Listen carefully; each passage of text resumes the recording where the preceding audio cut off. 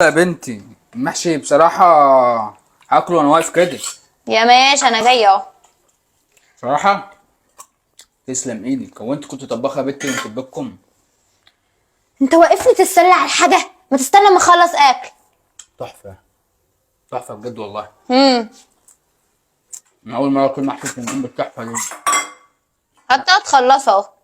والله العظيم أنا آخر مرة أكلته بالتحفة دي كانت أمي الله يرحمها هي اللي عاملاها. الله يرحمها. بصراحة تسلم ايدك. ايه رايك؟ لا جامد. طب ما فيش معلقة نجرب الشوربة كمان؟ انا ما بحبش وقفتك معايا في المطبخ على فكره. بس انت انا باجي اساعدك اهو. بتساعدني؟ اه واقف عمال تاكل وتقولي بساعدك؟ مش فين بساعدك، مش بدوق فين اللي الاكل. بتساعدني؟ فين؟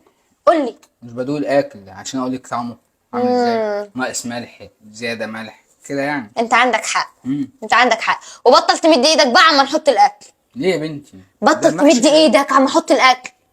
هعبي المحشي تاني مكان. انا جاي على اخر. هعبي المحشي تاني مكان. حبيت انا طب جاي. اهو. لا لا خلاص خلاص خلاص خلاص. اقف ساكت. انا جاي من الشغل تعبان. طب اقف ساكت. وميت من جوه. حاضر. اقف ساكت. اه اقف ساكت.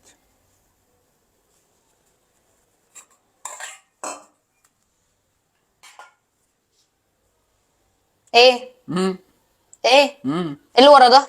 امم ايه اللي ورا؟ هنلعب قط وفار بقى؟ قلت لك اقف ساكت. حاضر. والله طعمه حلو قوي. امم بقول لك انا ميت من جوه. انا هاكل المحشي ده على ما انت تطلعي. انا هاخد الصينيه. ثواني. لسه بحط الاكل. ثواني. طب هاتي معلقه يا حبيبتي ابلع بالشوربه حتى. يا ابني وانت هتاكل وانت واقف يا حبيبي؟ ثواني. طب لسان عصير معلقه، كل بقى لسان عصير حتى. هجرب كده. يا خراشي ما بحبش لخمتك معايا في لا، المطبخ. ما بحبش لخمتك معايا في لا المطبخ. الشوربه حلوه يا حبيبتي. خلاص فرجعت اشيل. شيل يا اخويا. يلا انا حصلني بقى.